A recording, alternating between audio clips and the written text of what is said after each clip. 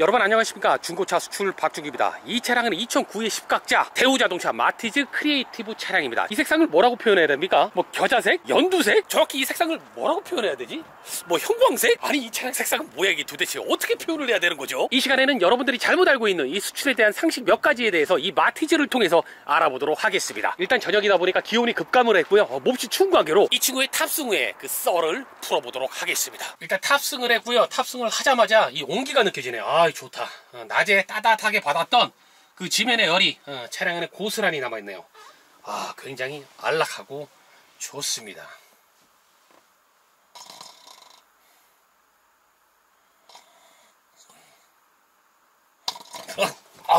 아우 깜빡 졸았네. 이 시간엔 여러분들에게 수출 금액이 대략 어느 정도 선에서 책정이 되는지 한번 말씀을 드려보도록 할게요. 자, 첫 번째로 개인분들께서 잘못 알고 계신 게 수출 보내면 무조건 많이 준다면서요. 왜 준규님 그거밖에 안 주나요? 라고 생각하시는 개인분들이 많이 계신데요. 반은 맞고 반은 틀립니다. 실질적으로 출고 가격보다 더 비싸게 혹은 출고를 했으면 당연히 중고값이 떨어져야 되는데 오히려 신차값만큼 1, 2년 탔는데도 불구하고 신차급에 준하는 그런 금액의 수출업체에 팔았다. 혹은 내가 신차 뽑은 지 얼마 안 되는데 그 신차가보다 더 비싼 가격에 내가 수출로 팔았다. 이런 경우들이 존재합니다. 뭐 러시아를 포함해서 몇몇 국가들만 형성이 되는 그런 금액들이에요. 실질적으로 뭐 남미의 스타렉스 뭐 이런 것들이 있잖아요. 뭐 아반떼 이런 것들, 수동 이런 것들은 여러분들이 상상할 수 없는 금액에 수출업체에서 사가곤 한답니다. 하지만 대부분의 차량들이 여러분들이 상상하는 것처럼 그렇게 수출 금액이 좋지는 않아요.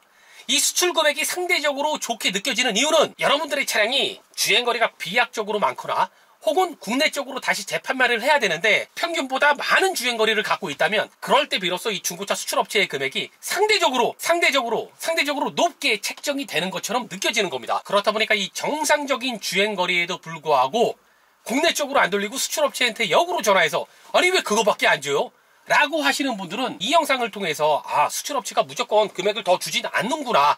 설사 더 준다고 해도 몇몇 차종, 몇몇 나라에서는 실제로 수출 금액이 높긴 한데 대부분의 차량들은 연식에 비해서 주행거리가 많아야지만 수출업체에서 사는 금액이 상대적으로 좋게 느껴진다. 이해하셨나요? 그렇다 보니까 이 왜곡된 정보에 의해서 제가 난감한 상황이 정말 많아요. 예를 들어 젊은 분들은 대화를 우리가 약간만 섞으면 바로 이해해버리는데 반면에 연세가 있으신 분들은 아무리 설명을 드려도 이해를 잘 못하십니다. 아니 내 차는 연식에 비해 주행거리가 완전히 짧은데 이거 왜 그거밖에 안 주는 거야? 이렇게 저에게 따지시듯이 말씀하시는 연세가 있으신 분들 때문에 여간 곤욕스러운 게 아닙니다. 여러분들 수출회사에서 무조건 금액을 더 드리지 않습니다. 수출회사에서 금액을 더 드리면 뭐로 국내에 중고차들이 존재해요. 다 수출업체가 사가지고 다 수출 보내죠. 그러니 잘못된 정보로 인해 오해를 갖고 계신 분들은 이 시간을 통해서 이해를 하시면 될 것 같습니다. 뭐 쉽게 이 마티즈 한번 예를 들어볼게요. 이 마티즈 같은 경우도 주행거리가 한 18만, 19만 정도 돼야 수출업체의 금액이 맞고요. 보통 11년 기준으로 제가 마티즈 수출 금액을 말씀을 드리면 옵션이 다 있었을 때 11년 기준으로 보통 한 130, 140까지 요즘엔 150, 160은 잘 안 나와요. 한 140까지 형성이 됩니다. 그렇다면 수출 기준이 맞다면 적어도 제가 이 차량을 100, 110, 120, 맥시멈 130까지 사야 되는데 사실 주행거리가 작은 차량들은 그 금액에 사기가 몹시 힘듭니다. 여러분들이 SK 엔카나 혹은 카페 같은 데 둘러보세요. 보통 주행거리가 8만, 9만, 10만, 11만, 12만 정도면 대부분 200에서 전후 혹은 170, 180에서 전후 거래가 된다고요.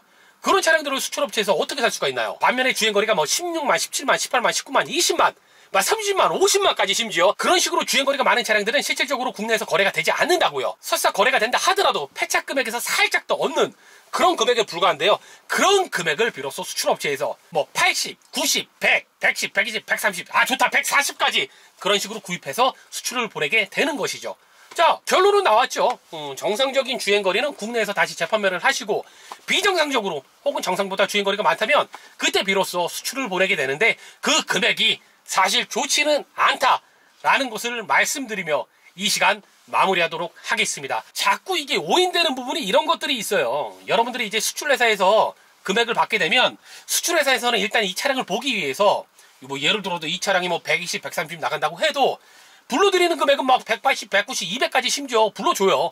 그리고 이제 현장에서 금액을 빼는 거죠. 그렇다 보니까 이 실질적으로 금액만 책정하신 분들은 실제로 이 차량을 딜러분들에게 보여주지 않은 금액만 책정하신 분들은 내 차가 진짜 아무 이상 없으니까 200이 나오겠지, 따로 수출해서 200 얘기했는데요, 그렇게 상상하고 부품금을 갖고 있다가 실제로 업체에서 차량을 보고서 80만원, 90만원, 100만원 밖에 얘기를 안 하니까 그때 비로소 현실을 깨닫고 저에게 연락을 주시는 분들이 상당수가 존재합니다. 이 업체 간에 경쟁이 심하다 보니까 일단 우선 차를 보기 위해 먼저 달려드는 불나방 같은 업체들이 굉장히 많이 생겼어요. 제발 그런 업체는 일단 싹 거르시고 그 외에 대동소이한 업체들 중에서 믿을만한 업체에 거래하시는 걸 추천드리겠습니다. 저도 마찬가지예요. 제가 최고금을 못 맞추기 때문에 항상 말씀을 드립니다. 제가 좀 자신이 있으면 이건 저랑 거래해보시고요. 이게 자신이 없으면 타 업체들도 좀 알아보세요. 이런 식으로 항상 솔루션을 해드리니까 언제든지 편하게 믿고 저와 함께 거래해주세요. 타 업체에서 비약적으로 비싸게 사는 걸 제가 몰래 낼름낼름 그렇게 먹는 중고차 수출 박중규는 아니랍니다. 여러분, 저의 이름을 기억해주세요. 그리고 여러분들이 주행거리가 많은 차량을 갖고 계시다고요? 그 주행거리 많은 차량의 수출 금액이 궁금하시다고요? 그럴 땐 주저하지 마시고 이 중고차 수출 박중규의 문을 똑똑 두드려주는 거 잊지 마십시오. 점점 삭막해지고 기계화되는 사회에 여러분들과 제가 따뜻한 말 한마디 섞으며 온정을 나누는 좋은 거래가 되길 항상 기원하겠습니다. 항상 긍정의 힘은 옳다, 긍정의 힘은 위대하다, 긍정의 힘을 외치는 저는 살아있는 긍정의 고인돌 같은 남자 중고차 수출 박중규입니다.